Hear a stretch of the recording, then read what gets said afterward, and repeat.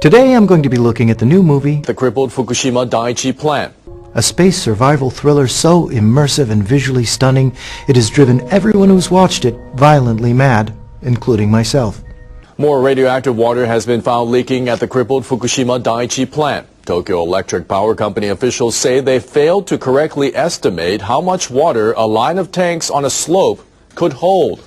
I have totally lost my mind and, even now, am completely disconnected from reality. We have to confess that another leak has happened. We are very sorry for this. About 430 liters of highly radioactive wastewater leaked from the top of a tank on Wednesday. The water was measured as having 200,000 becquerels of beta-ray emitting radioactive materials per liter. The government limit for releasing such water into the ocean is 30 becquerels per liter.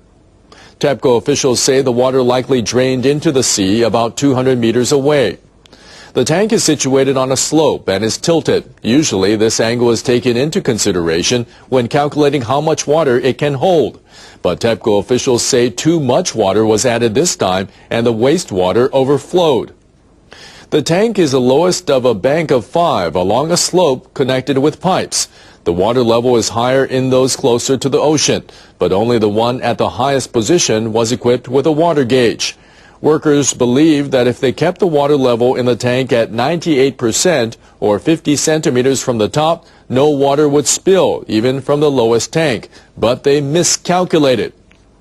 TEPCO faces an increasing workload as the firm must not only build more tanks, but also cope with an increase in contaminated rain and groundwater, as well as chronic leaks. At one point in the movie, I imagine myself choking my neighbor's dog to death.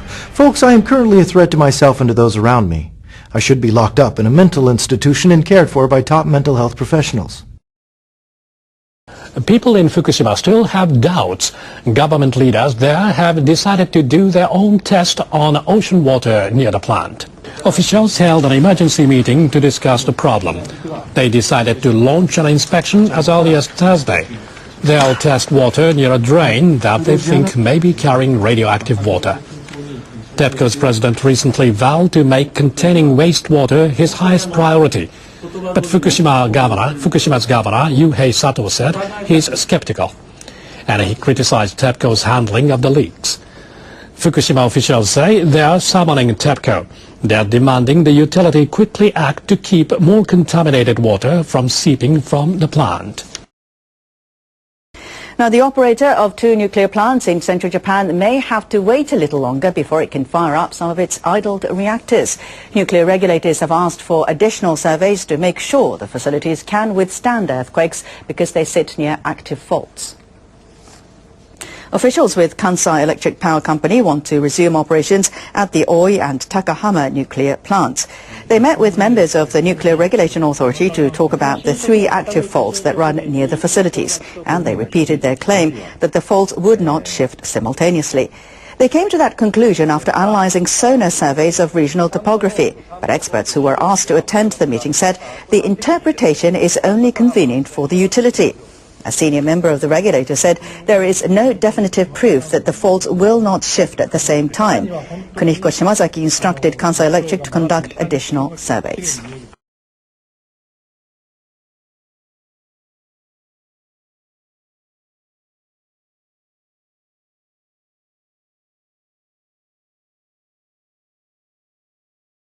Speaking with Arnie Gunderson, who's with Fairwinds Energy Education, radioactivity is already leaking into the Pacific and has been for quite some time, and there's indicators that it has gotten as far as the west coast. Is that so, of the United States? Yeah, well, actually, it's 5 months after the accident. Tuna showed up on the west coast that were contaminated from Fukushima, and what they did was they ingested the cesium near Japan and then just swam for 5 months over to the west coast of the U.S. and still had contamination in them. But now we're seeing the ocean itself contaminated. We're seeing a plume or a wedge of radiation. It's about, 9 months away from the Pacific coast, and it contains about 10 times more cesium than what was in the ocean during the old bomb days, during bomb testing days. So it's the measurable slug of cesium now is contaminating the Pacific Ocean. Yeah, the Pacific Ocean is a big place, and to think about it, we've contaminated the Pacific Ocean. Wow. Arnie, I want to ask you a question in this context. What's possibly going to happen in the future with this situation, and what's probably going to happen? The possible and the probable. I guess it's the worst case scenario and maybe, or put another way, the worst case and the best case scenario. What's the worst case scenario we can expect? And then let's talk about the best. Well, the worst case is if Tokyo Electric continues to do what they're doing. They're not an engineering company; they're an operating company, and so we've got the wrong skill set on this site. We really need to replace Tokyo Electric. But my fear is it's an aftershock. After the Sumatra earthquake back in 2004. That was a 9, and about 2 or 3 years afterward, there was a Richter 8.6. This was a 9.3, and we haven't had the aftershock yet. None of these buildings, that had the explosions, none of these reactor containments, nor the tank farm can withstand it. So, to my mind, the worst case is a seismic event.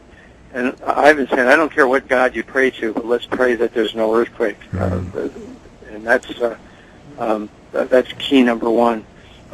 The other thing is Tokyo Electric is responsible now to try to empty the fuel pool at Fukushima Unit 4, which is the most dangerous one. It has the most fuel in the fuel pool. And that's the one that has no roof over the nuclear fuel.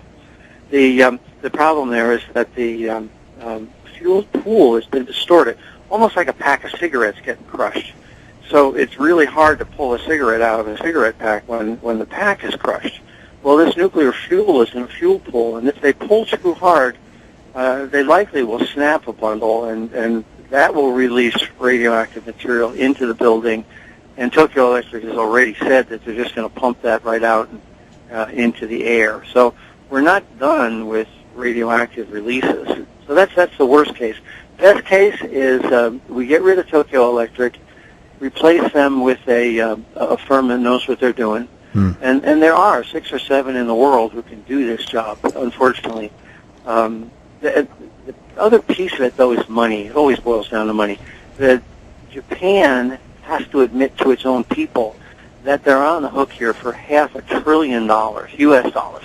Wow. And right now, the Abe regime doesn't want that to happen because if people realize the cost, they're going to say, whoa, we don't want any more nuclear plants starting back up. And the last piece is citizen oversight. We're constantly frustrated. We have scientists contacting us, doctors contacting us, telling us that their patients are suffering from radiation-induced injuries or, they're noticing deformities in animals and plants. But yet the Japanese government is trying to put the heat on them to prevent those studies from moving forward. So with citizen oversight, we've got to go around this government infrastructure. So a new contractor with some citizen oversight and the admission that this is a really costly problem, I think they can move forward. But if they don't do those 3 things, we're going to be mired in this mess for years. What then is the best we can expect in these circumstances, Arnie Gunderson, talking about Fukushima? Well, at least for another 2 years, the plant is going to be leaking into the Pacific. So there's nothing they can do to prevent the groundwater from moving into the Pacific for at least another 2 years. 2 years out, the ice wall may work, it may not. So we're going to see not just the contamination that's there, but new contamination leaking into the Pacific. That's the best case if that's all that happens. And of course, we all have to pray that there's no earthquake because at least 2 of the structures, Fukushima 4 and Fukushima 3, are really compromised when it comes to a potential for earthquake damage. In the, I think it's the E-News, the website, they talk about 100 babies with polydactyl situation. They have 6 fingers, this kind of exotic, strange, Night of the Living Dead kind of things happening there. There's an X-ray picture, I think, on their website of a hand with 6 digits. Have you heard about that? Yes, and E&E News is a great source. I check it a couple times a day. We've seen that, and we've also seen the thyroid cancers. The deformities, the stillbirths, and the increased morbidity is not being reported by the Japanese. They used to publish a report every year that had a prefecture by prefecture breakdown. A prefecture is like a state, and Fukushima Prefecture is about as big as Connecticut. So the prefecture by prefecture breakdown of deformities and stillbirths and things like that. Well, they stopped publishing that report. They did say that in 2011 there was an increase in stillbirths and deformities, but they're not providing scientists with the prefecture by prefecture breakdown. That's bad news for science, and clearly, they would rather have the Olympics and be honest with their own people about the health effects they're facing. Now, just excuse my ignorance, but the Olympics, they're coming up in Tokyo again soon. Is that what's going on? Well, the Abe administration just won the 2020 Olympics in Tokyo. Yes. So it's 7 years out, and we've had people say, I'm a runner, should I go? And my reaction is, think about the people that are living there for the next 7 years. You're going to be there for 2 weeks, and these people are there for 7 years.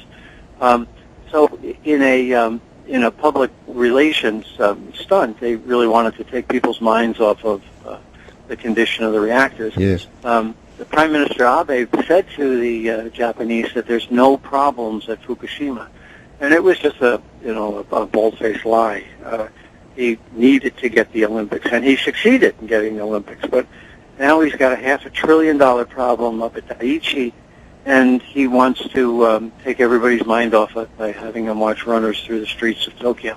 I suppose, without creating stereotypes, there's a degree of face saving going on here. We know that the Japanese are very conscious of that, and they probably find it difficult to admit their mistakes. Is that part of it?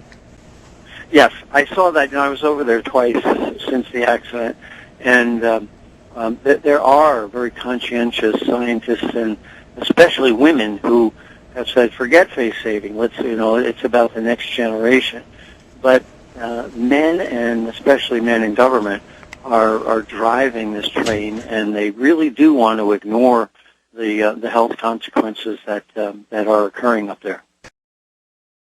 Popular fast food chain Yoshinoya to grow food 60 miles from Fukushima. A Japanese fast food chain has announced plans to grow rice and vegetables on a farm 60 miles from the crippled Fukushima power plant, site of the world's worst nuclear disaster since Chernobyl in '86. Yoshinoya Holdings, which sells gyudon, a stewed beef over rice, has formed a joint venture with local farmers to grow onions, cabbage, and rice for use in outlets across the country. About 160,000 people nearest the plant were ordered to move out, and the government established a 12-mile compulsory evacuation zone after the earthquake and tsunami in March 2011 caused reactor meltdowns and contaminated water, vegetables, and air. The crops will be grown in Shirakawa, to the southwest of the plant. The company said, Yoshinoya said, it would ensure that the vegetables were safe. They said in a statement, quote, "We will employ local people in the factory. We think this will lead to support for reconstruction." James, this seems too strange for words. Strange isn't the word that I would use, but gyudon, James, gyudon. Yes, this is basically the Japanese McDonald's. It's beef on rice. It's a kind of standard Japanese fast food thing here. This is the kind of the biggest such chain that's all across Japan. So it's a place that I've been to before. I eat there maybe once a year. But never again, anyway. I think there's a good and a bad thing from this story that we can take away. The good is that at least they've announced this openly so that we know about it and consumers can make an informed decision never to eat there again. But I think the bad news might be that if other companies see this, of course, they will never actually make a big press release out of it. And hey, we're getting our food from Fukushima. I think the takeaway from this for the other fast food restaurants and other restaurant chains will be, hey, you can source cheap food from Fukushima, just don't tell anybody about it. That's what I worry about. That's, I think, the major concern. Another important story and a positive story that's just broken that I've put up on FukushimaUpdate.com, the ex-Japanese Prime Minister Junichiro Koizumi, who is a very popular Prime Minister in his time, enjoyed over 80% approval ratings, but was staunchly pro-nuclear and part of the kind of conservative Japanese wing, because I think they're both pretty conservative. But he was staunchly pro-nuclear during his tenure as prime minister in the middle part of last decade, and he just came out in a speech in Nagoya the other day saying that he wants Japan to adopt a zero nuclear policy, and he still has quite a bit of political weight and gravitas behind him. So that might signal a shift in the political tide here. Who knows? I'm not sure Shinzo Abe is going to turn around on a dime like that and take back his pro-nuclear stance. But at any rate, it is a hopeful sign, and I think this is the most high-profile figure we've seen make a 180 on the issue so far. So it is a sign that anti-nuclear sentiment really is growing here, and it's really, again, just a question of whether the people are going to press forward on this and really get rid of the nuclear cancer from this island. Meanwhile, here on the west coast of America, I think as the headlines show, we're bracing ourselves for another powerful wave of radiation to hit here on the west coast. So again, this Fukushima story, James, we've now essentially been talking about for 2.5 years, and we've covered it, I think, from many different angles, and it's probably the sort of one story that we've returned to time and time again because I think it helps shine a light on a lot of different areas. Unfortunately, for as bad as that is, I think we can kind of learn things from it, hopefully.